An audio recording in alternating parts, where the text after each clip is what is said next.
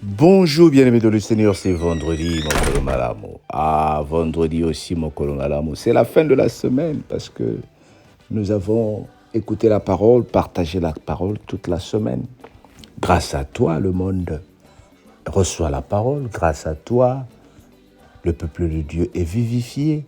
Grâce à toi, les païens viennent vers Dieu. Nous avons commencé une campagne d'évangélisation où nous disons la personne qui amène 2 personnes dans le groupe sera récompensée par Dieu et par la cellule. Nous avons lancé un défi. 2 membres, chacun de nous amène dans le groupe de la prière de tous les vendredis. Bien-aimé, qu'est-ce que ça te coûte d'encourager un bien-aimé à prier? Les gens sont déçus des églises. Les gens sont déçus des cellules.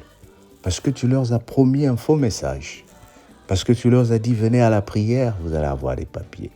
Parce que tu leur as dit, venez à la prière, la sorcellerie dans votre famille va finir. Tu ne leur as pas parlé de Christ, mais tu leur as parlé d'eux. Est-ce que tu comprends? Nous parlons aux gens d'eux-mêmes.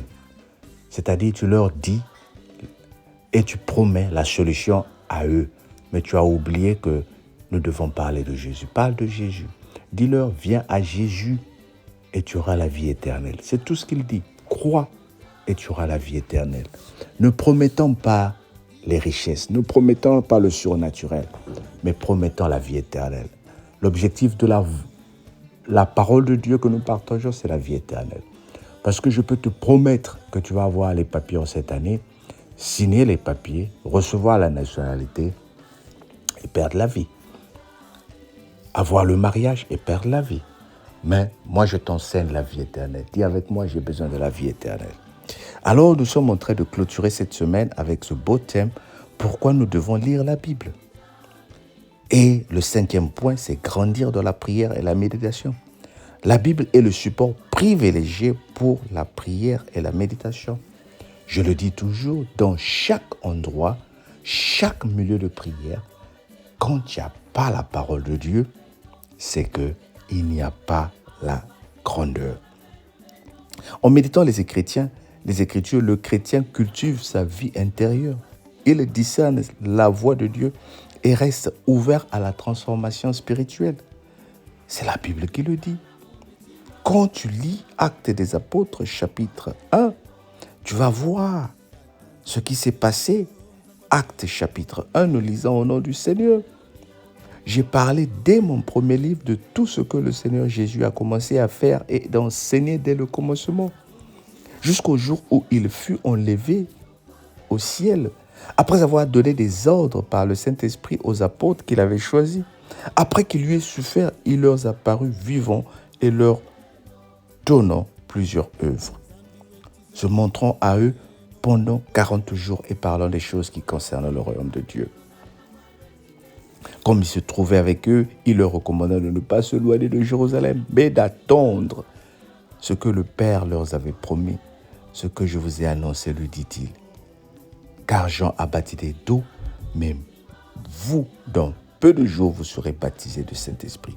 Alors les apôtres réunis lui demandèrent, Seigneur, est-ce qu'en ce temps que tu rétabliras le royaume d'Israël? Il répondit, il n'est pas à vous de connaître le temps ou les moments que le Père a fixé de sa propre autorité. Tu vois, le peuple de Dieu va te demander.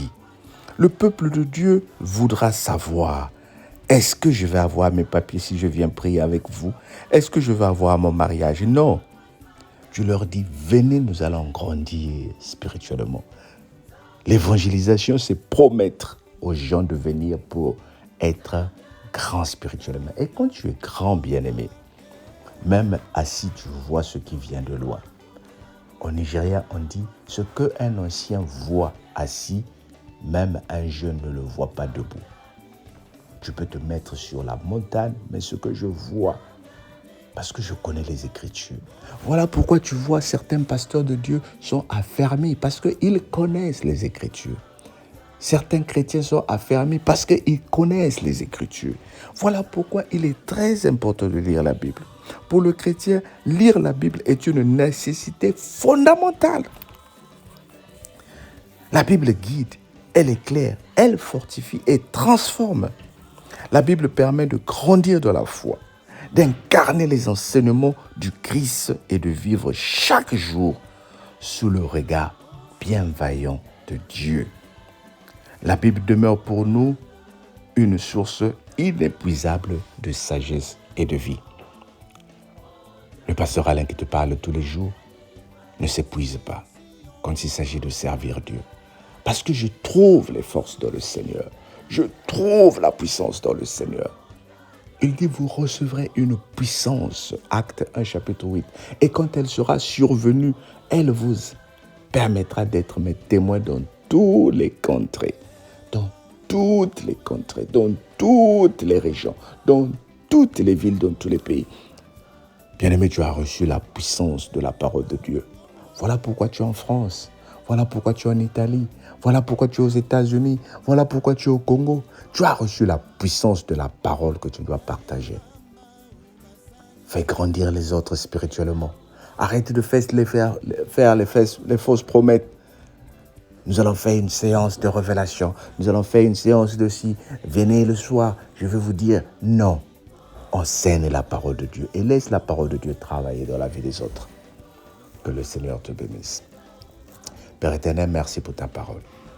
Merci parce qu'elle me permet de discerner la vérité et d'éviter les erreurs.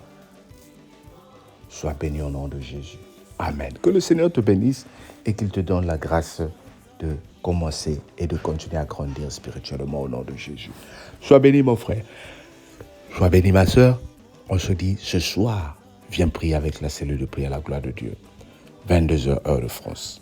Oh, Dieu t'aime. Dis avec moi, Dieu m'aime. Bye bye.